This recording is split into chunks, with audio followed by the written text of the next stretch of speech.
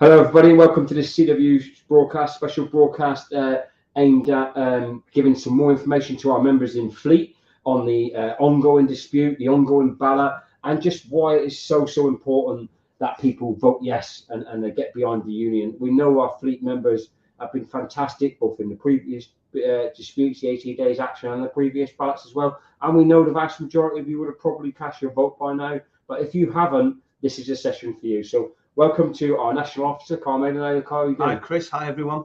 Good, really good to have you with us, buddy. So I'm really going to give you the chance really to set an overall scene, then maybe pop one or two questions at you and give you a chance to sum up. We won't be, on for ages and ages, but just that key reasons why on National Get the Vote Out Day, about a week, people have got left to get their ballot papers back. Carl, your opening message to our members in Fleet. Well, firstly, my message is thanks to everyone that supported the action so far. It has been fantastic. And, the reasons that we need to get the yes vote again is that Fleet don't want to move. And it's the yes vote that is going to get them to move their position. So within Fleet, they've been trying to gaslight you as our members and their employees, pretending they've been in the room and pretending they've been at AirCast when they haven't. We did have one meeting a week before last, and they haven't changed their position. They're saying that their position remains the same, and they want us to agree that position, of which we have told them that we won't. And of course, Fleet have moved ahead. Not only are they offering you the lowest pay within the whole of the Royal Mail Group at the moment, they're not offering you anywhere near what other grade groups are getting, but they have also started outsourcing work. We've had a discussion about that. We've exchanged correspondence, and there's further letters going about that outsourcing of work because quite clearly it's something that we can't accept. Thanks, Carl. I mean, you set out really eloquently there. I mean, and in a succinct manner as well. So I think the members will appreciate there's a lot at stake. Let's go through some of those things and break them down a little bit. You've had several meetings with Fleet, and we've had several meetings with the Royal Mail Group, and they've been a lot of back and forth there. Royal Mail's so-called best and final offer has gone up, it's gone down, it's been something in between. But one consistent thing with the Fleet is they've refused to up the offer. They refuse to recognise the value of our Fleet members, haven't they?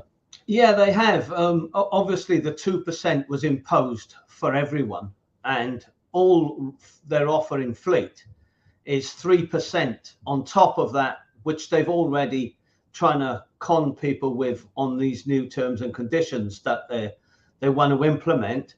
But there is no further offer than that. And actually, they haven't even put that as an offer to the current staff. What they want is everyone to move on to the new terms and conditions, which clearly we can't accept because that cuts out allowances and it cuts out overtime rates and everything else with regards to where they are. So we won't be accepting that. And, for that reason alone, and there are plenty of others, people should be voting yes.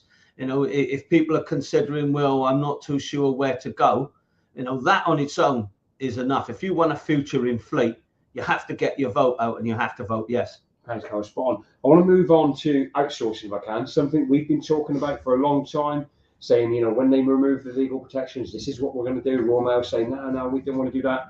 And then lo and behold, Fleet at the first area, they move on, outsourcing some of our work to companies such as Halfords. And then, as you said, previous communications, refusing to even talk about the Halfords situation as if it doesn't exist. That seems like they've got a foot in the door there and outsourcing.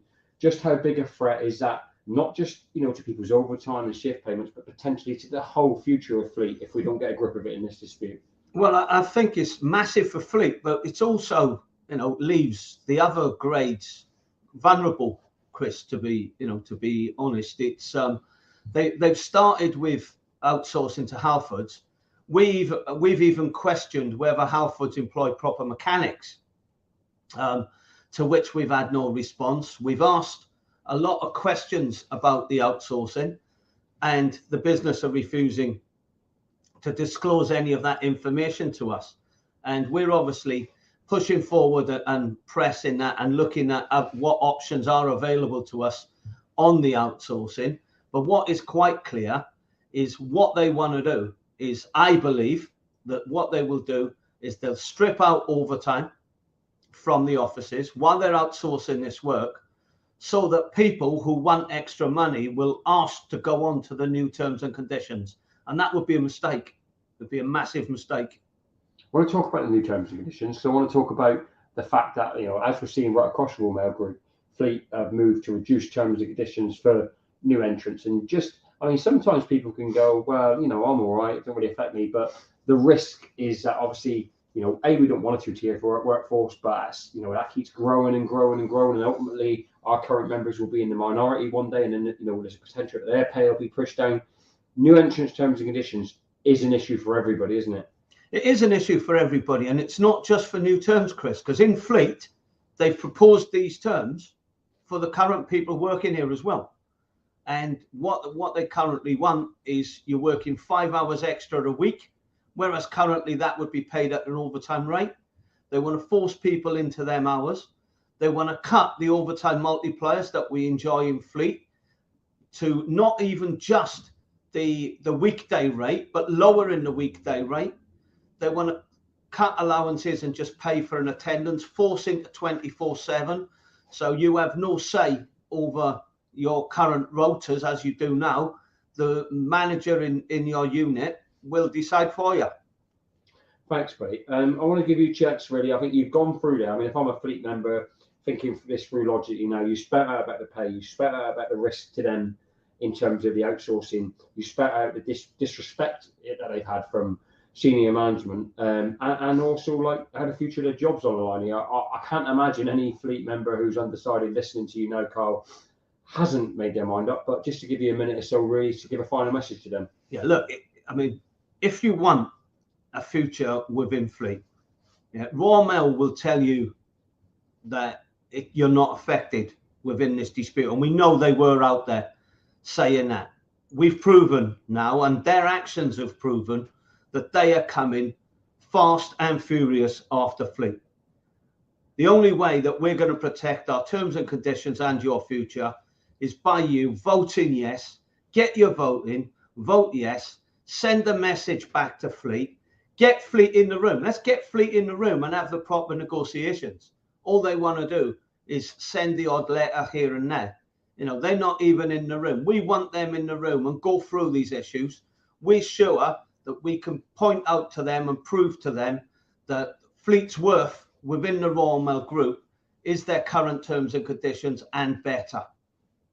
Thank you, Carl. So thank you firstly of all to Carl for taking the time to come on with us. We really do appreciate it, but I know the members do. More important than Carl, though, even Carl, is you, the members who have tuned in. We really appreciate you tuning in. Come on, Fleet members, get the